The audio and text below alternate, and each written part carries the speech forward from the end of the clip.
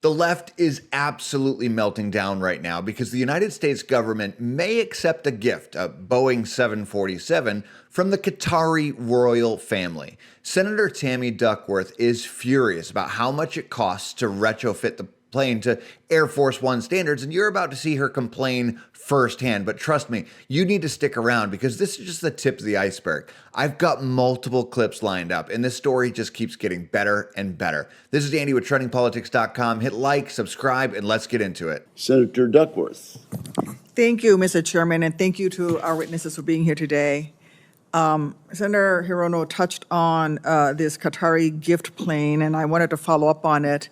Look, the bipartisan concern expressed in the lead up to and during today's hearing simply underscores how bizarre and disturbing it was to watch President Trump proudly defend his decision to create, at the very least, the pathetic appearance that our commander-in-chief can be bought by an ally of Iran and Hamas, all for the price of the Qatari royal family's luxury so-called palace in the sky. And that doesn't even address the outrageous reality that far from saving money, this unconstitutional action will not only cost our nation its dignity, but it will force taxpayers to waste over $1 billion in taxpayer dollars to overhaul this particular aircraft when we currently have not one, but 2 fully operational and fully capable Air Force One aircraft. Secretary Mink, I wrote a letter to you last week about the very real operational security risks involved in President Trump's unconstitutional proposal to accept a $400 million luxury aircraft from the Qatari royal family and retrofit it to serve as Air Force One. And I look forward to hearing from you and hearing your thorough response about what the Air Force has been directed to do to support this. But I have several questions for you here today.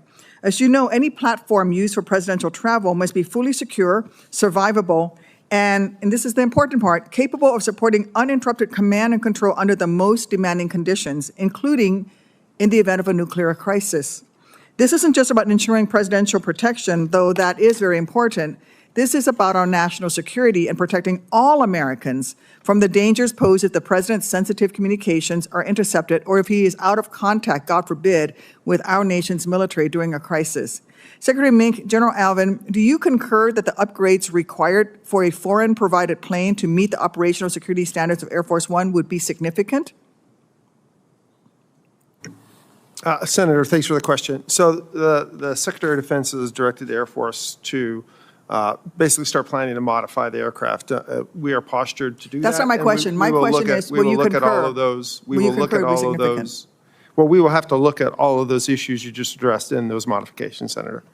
General Alvin, would you say that to upgrade a foreign aircraft to Air Force One standards would require significant modifications? I align myself with the Secretary's opinion that we will be postured to make the modifications necessary.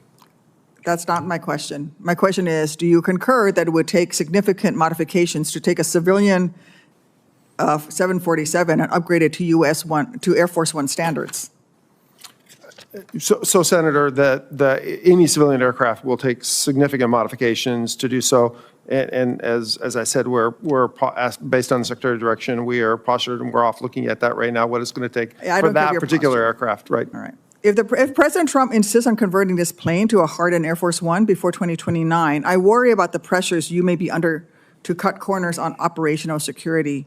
I've already seen concerning press reports that requirements have been loosened for construction of 2 other Boeing 747-8s intended to modernize the Air Force One fleet that taxpayers have already been paying for to accelerate this delivery.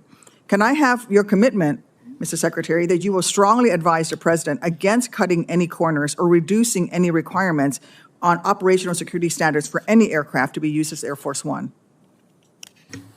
So, Senator, I'm unaware of any requirements. Now, I've only been in the job 2 days, but I'm unaware of any requirement changes to the current program.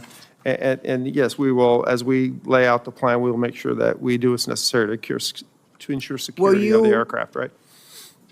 Do I have your commitment that you will advise the President not to reduce any requirements that will lower operational security for any aircraft to be used as Air Force One?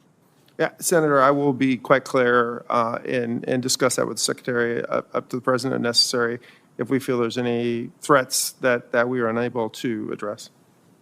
If the president insists on this dangerous course of action, I urge you not to let this distraction, and it is a distraction, divert resources that would otherwise support delivering the 2 aircraft already under contract and paid for by American taxpayers in a manner consistent with our critical security standards to protect Air Force One from compromise, disruption, or attack. Thank you. I yield back, Mr. Chairman. You've just seen Senator Duckworth's fiery complaints, but it gets even better. Next, a member of the left-controlled media tries and spectacularly fails to bait Senator Mullin into supporting the Democrats' latest scam, and you're about to watch her get burned. Let's roll the next clip. Can I get your reaction to Trump doubling down on accepting the $400 million jet from Qatar? I have zero issue with it. You have zero issue with it? Zero. Do you think it raises ethics concerns or national security concerns?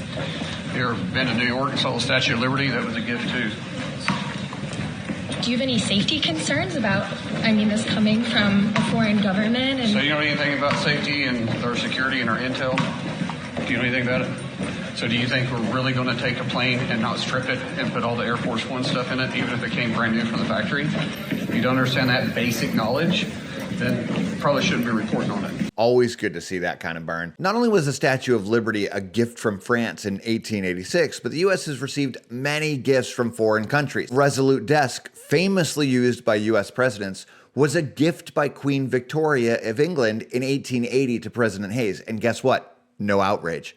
But here's the kicker. The discussions about this very 747 might have even started under Joe Biden. Check out this next clip from Senator Mullin, who lays it all out. What the media isn't telling you, what no one's talking to you about, is this same 747 has been in negotiations for a year.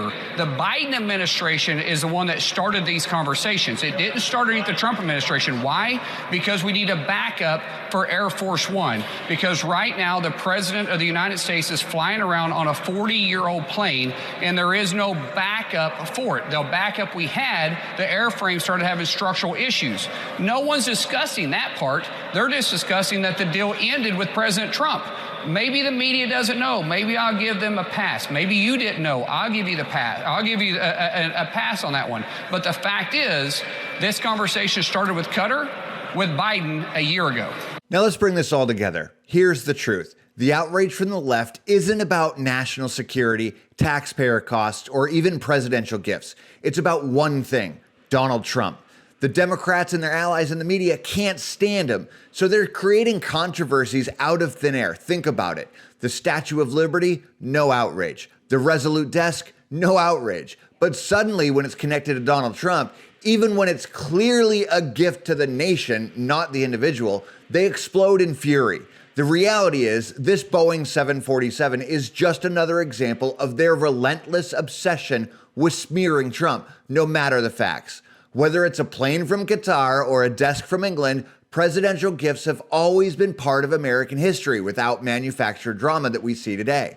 So don't be fooled. This outrage isn't genuine. It's political theater, plain and simple. And the left they're using every script they've got because they know one thing clearly: Donald Trump remains a powerful threat to their agenda.